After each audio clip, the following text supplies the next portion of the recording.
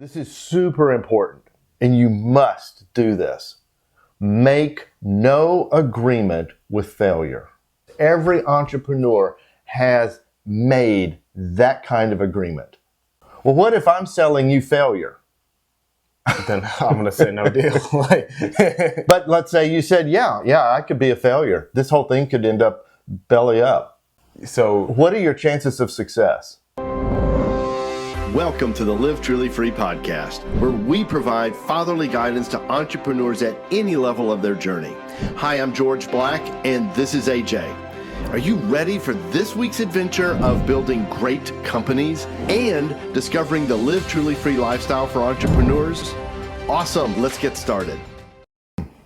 Hey guys, I'm George Black. And hi, I'm AJ Bishop. So AJ, we've been talking over the last couple of episodes, and we had this conversation last time about, and you were committing to, I'm going to go be a young Michael Dell and sell your product. Just go for it. A little nervous to ask you this, but how's that going? Not as good as I would like it to go. Okay. I imagine Michael Dell got told no a lot because that's what I've been experiencing as well. It hasn't been as much just showing up with computers and stuff because physical therapists, they work with clients during their day, so they're not going to just say, oh no, I'm going to stop worrying about your knee and talk to this kid over here. It's been a lot of like phone calls, emails, things like that, but I almost feel like I'm like a mosquito and people like are just swatting me away and not wanting anything to do with me. So, okay. So where's your head at with all of that? Where's your heart at with all of that? It's head-wise, it's not great. It's not horrible. It's just like, it's the tough road I got to take, and you just got to keep pounding away until I get one yes, is kind of how I see it. It's a numbers game, and the numbers currently are not in my favor. So, talk about how you're feeling overall, direction of the company, what you're doing. Yeah, I mean, with each consecutive no, I'd be lying if I told you the confidence doesn't continuously dip. Right. Like before I started hitting the pavement and trying to ask all these people, I was like, oh yeah, we got a great product, we're going to the moon. Mm-hmm. But now it's like, are we going to the moon? And like with each consecutive no, it feels more and more like failure is a legitimate outcome from this whole process where I put a lot of work and effort. So, okay, we're going to dive into that. I want to dive into that because this, I think, is so critical for all of us. I have and continue to experience that to some extent, and so let's. Will you go with me there? Will you deep dive? I think it'll be beneficial for people. All right. Okay, so AJ, let me just recap that. You're flying pretty high. You go out into the marketplace. You get told no. You drop down a notch. A little bit of failure. Another no, a little more failure, another notch, a little bit more failure. And if you guys go back and watch that episode, you'll see I warned you. Yeah. I was setting you up for rejection, okay? Yeah. So this is really important that we get into this. Is that kind of, and so you're kind of on this pathway down, more and more failure. I wouldn't say I personally am on that pathway down. Like, I guess my emotions. You're feeling it. Yeah, my emotions are on that pathway down. Right, because, that's what I meant. Yeah, when I entered into this company, I knew from previous like knowledge that most startups fail. I think it was like something like 95% fail eventually. And so this whole summer and even into the beginning of last semester, I was feeling like, oh, I'm in that five. But as I keep getting told no, and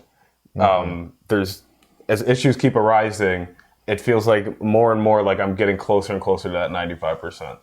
Yeah. Can you relate to that? I mean, I sure can.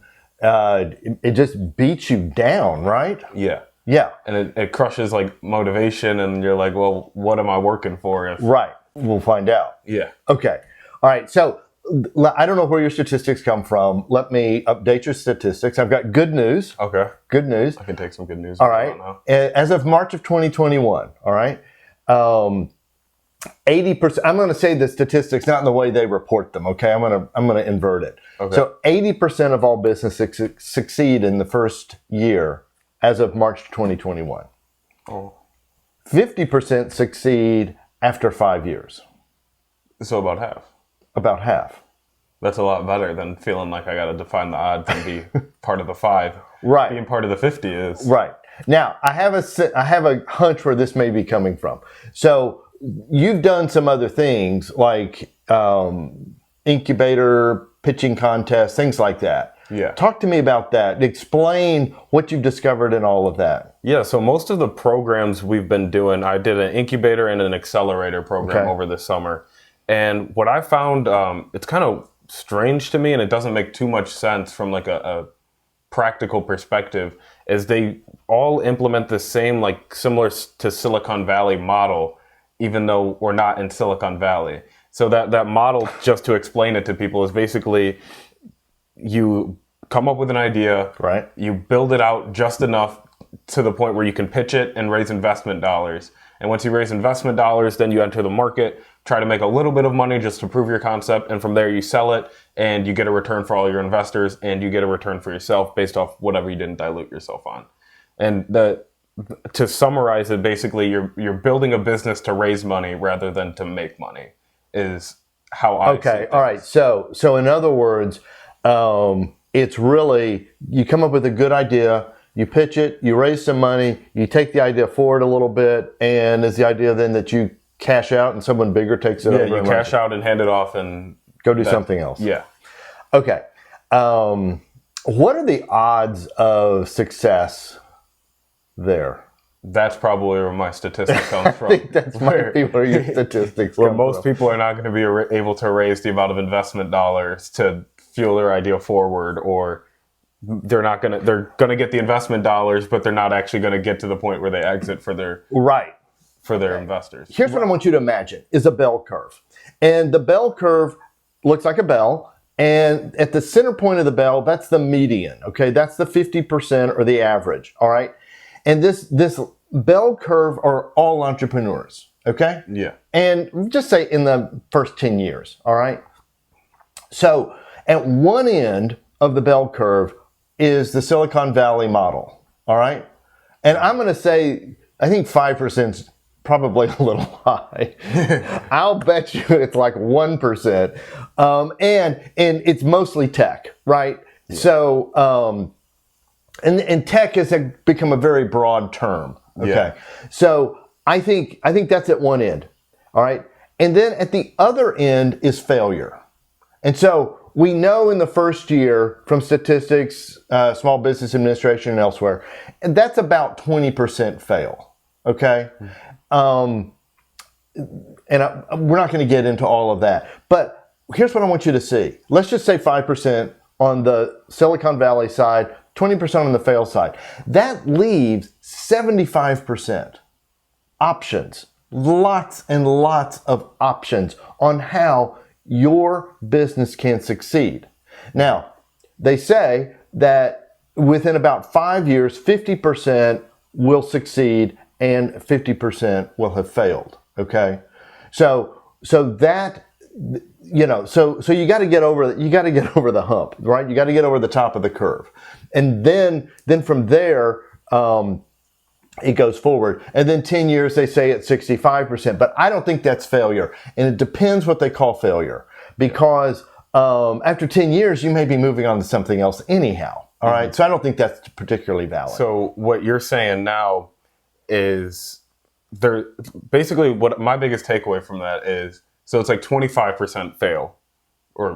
And then you have 75% in this middle ground where they can either become huge successes, IPO and all of that, but also there's some it's a large gray area basically where success can be very relative to what your actual needs are as an entrepreneur. Right. And just for everybody listening, it's not 25% fail, 20% fail, 5% get Silicon Valley money. Okay. The outliers. Those are outliers. Okay. Yeah. Those are all outliers. So right. There's a lot of options in between, because you told me before we sat down, you're considering some other options. Yeah.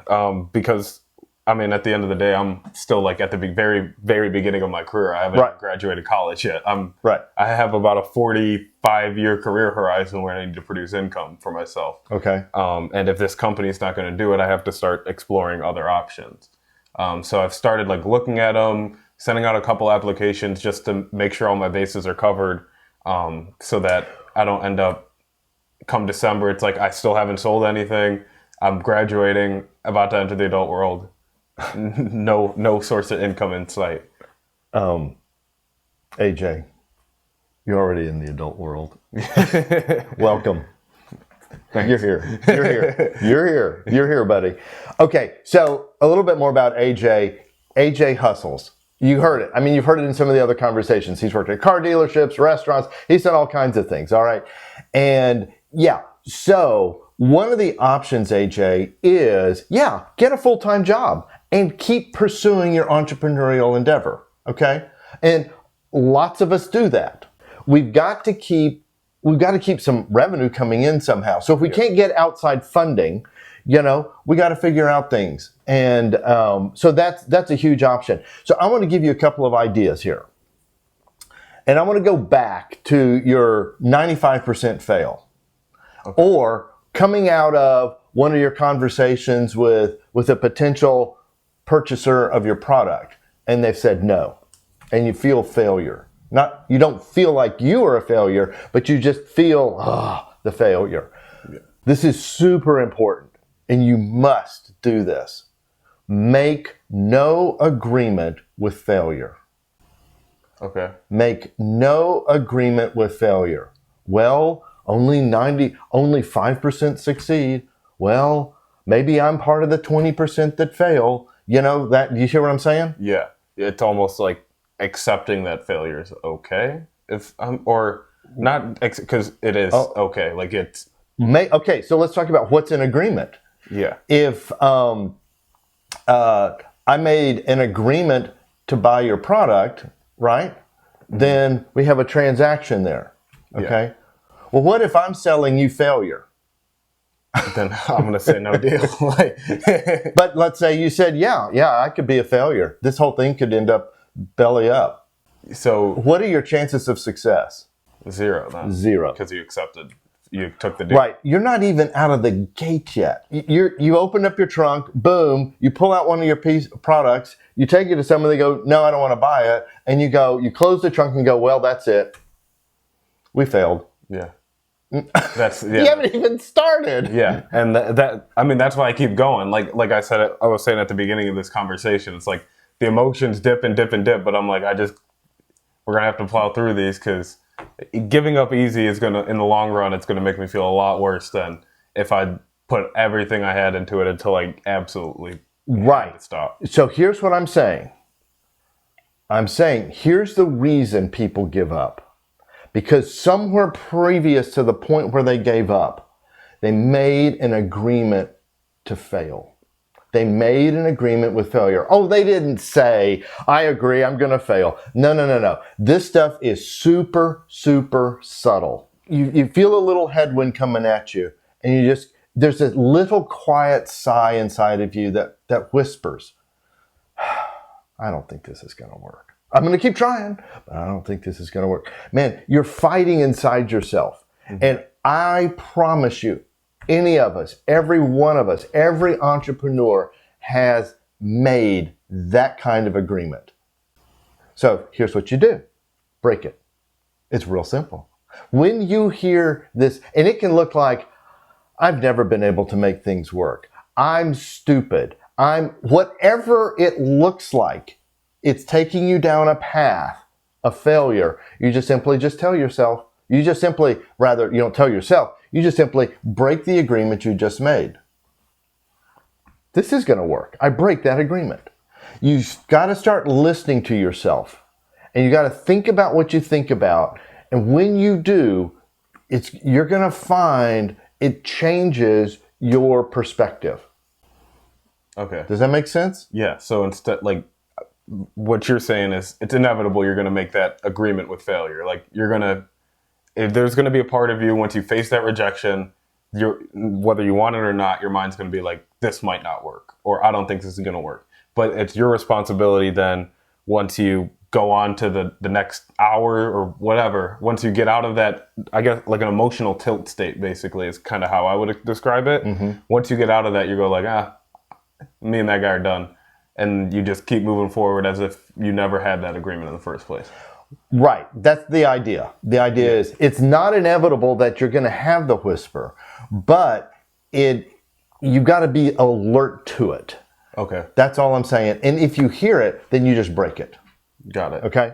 Let me give you another antidote to the to succeed in your business. So you don't become the 20% or the 50%.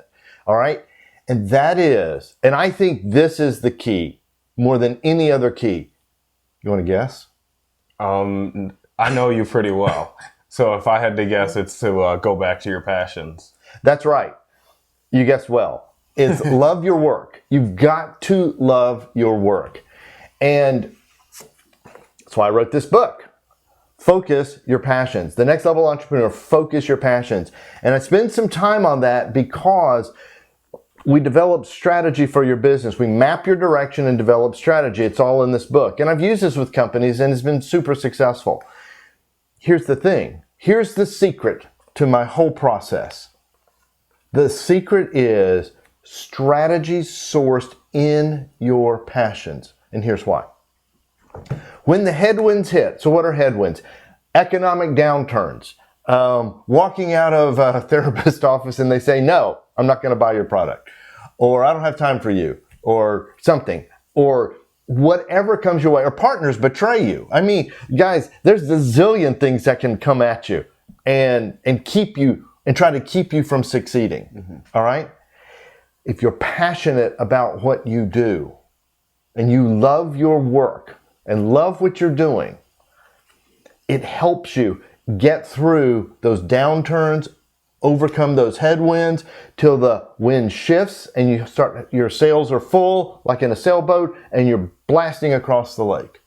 Yeah, so it's basically like you're going to face headwinds, but your passion is what keeps you to face those headwinds and wait it out until that wind turns and it's back behind you and in your favor. Right. So we're in an economic downturn.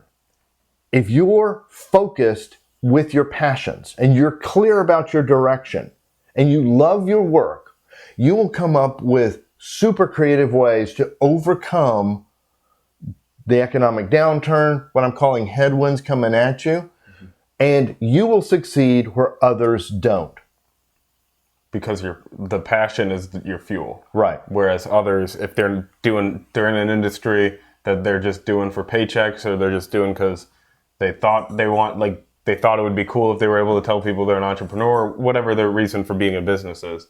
If they don't actually have that passion, they're going to run out of fuel long before someone with the passion does. Yeah. So let's say for an entrepreneur who's not so passionate about the business they're in, but they still want to succeed, do they have a chance? Well, it depends how bad the headwinds get. Yeah. Because eventually they might be just too strong for them to want to. My suggestion there is first of all, I think you have a passion for entrepreneurism. Yeah. Okay. And being an entrepreneur. Mm-hmm. If you find, I could take it or leave it, this particular business, then pivot. Build off of your success. You've got a little momentum. Your company's going. You got some success. Pivot. If you're a construction company, let's say you're a roofing company, you're like, I could care less about roofs, but I'm making good money at it. Well, pivot. It may be cabinets. And you go like, oh man, I can get totally passionate about cabinets, or something else, building the whole house. I don't know. But just begin to pivot, keep pivoting toward what your passions are. I talk about it in my book. That's your true north. And just follow that. Follow that. That's where success lies. Right. And recognize great leaders know their direction and they ruthlessly pursue it with their company. Got it. I think I'm going to have to do, after this discussion, I think I'm going to have to do some introspection to figure out what is that North Star that's going to help me battle through all these headwinds I'm facing right now as I'm trying to bring this product to market. Yeah. That's good. That's not scary. Don't be scared of that. Yeah. All right. Don't be afraid of that. Don't be afraid of going there. I'm actually not afraid at all. I'm excited. Once I see the North Star, I know that's where my my freedom lies, if you want to play on the North Star. Can you feel it? Can you feel like what it would be like to, you go like, oh man, I am all in to see this happening. Yeah. Like the thought of just mindlessly going through all those headwinds in pursuit of that North Star. I can feel the energy that would give me. Yeah. So my passion is, so it's just between us, okay? Want you to succeed more than anything else. And I'm hoping we're delivering on that with the content we're putting out. I hope we are. I hope we are. Okay, guys. So if you enjoyed this conversation, check out these videos of the previous conversations AJ and I have had. If you would like to have us talk about something, leave it in the comments, and we'll see you in the next video.